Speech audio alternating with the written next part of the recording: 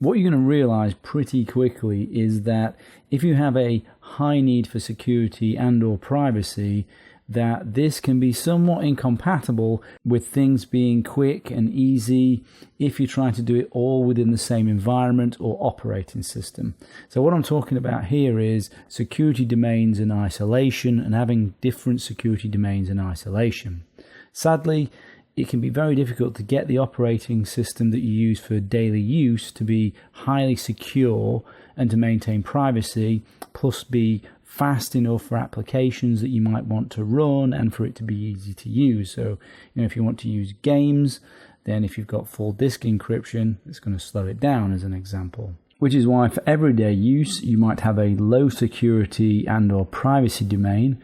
And when you want stronger security and or privacy, use a different approach or security domain. Security domains are generally really either physical or virtual in terms of how you can separate them in some way. An example of a physical security domain could be that you have one lockdown physical machine or laptop, and the operating system and everything in it is configured in a certain way that gives you high security, and you have another physical machine or laptop, and that is for general use. So that's an example of a physical security domain. And you can also have virtual security domains or isolation.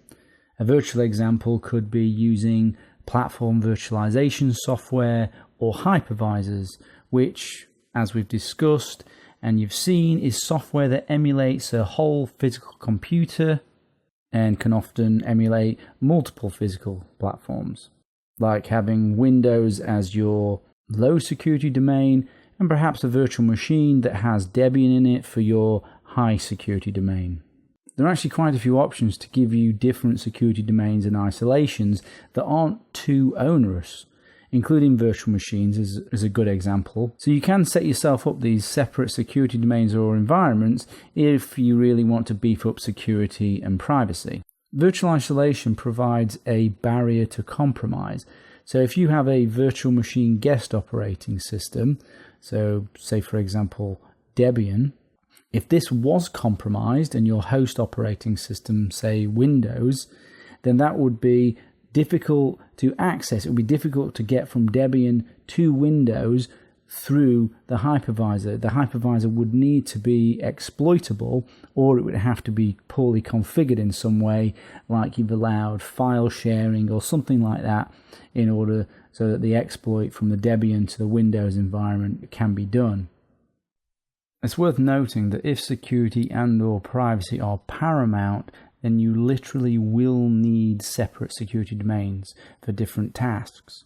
Not necessarily physical, but at least virtual. The level of security you need to maintain high privacy isn't practical for day-to-day use of the internet. Think about the type of security domains that you might want as you go through the course. Domains you might have in extreme cases could be work domain, personal, banking, a temporary domain, a non-persistent domain that is used temporarily and then it's destroyed, a high privacy domain.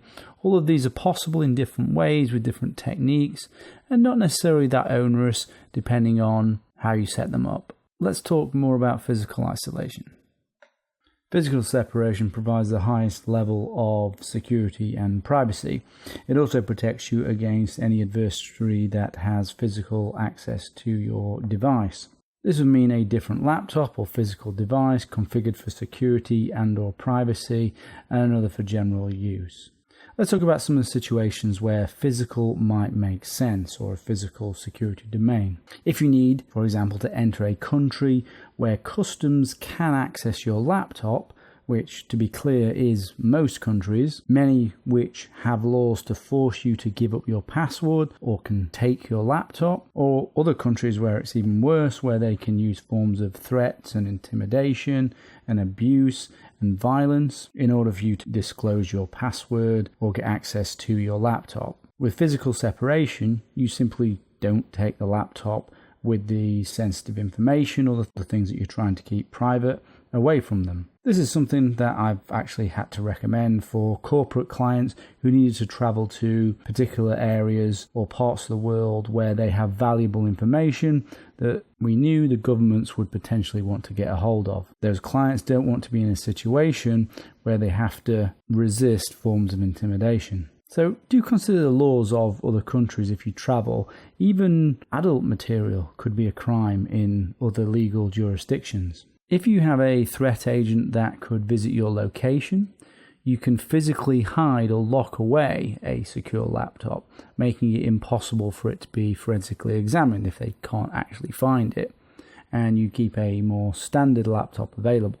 With physical separation, if your standard laptop is compromised by your threat agent, that could be via malware or via some other means, because you have kept physical separation, they can't get access to your secure data from your standard laptop. You don't even have to use your own equipment when it comes to physical isolation or a physical security domain. This can be dangerous, of course, to use other people's equipment for both privacy and security if you don't take the right precautions, which we'll cover as part of the course. But you could use, for example, an internet cafe to send an anonymous message. You could also maybe boot that machine with your own operating system and configurations. You could use a internet connection that you don't own for privacy. These are all separations of physical security domains. You could have a separate router or separate network equipment for a particular type of privacy activity. You could have separate network cards or Wi-Fi cards or Ethernet adapters. Physical devices can be tied back to the purchaser in some instances.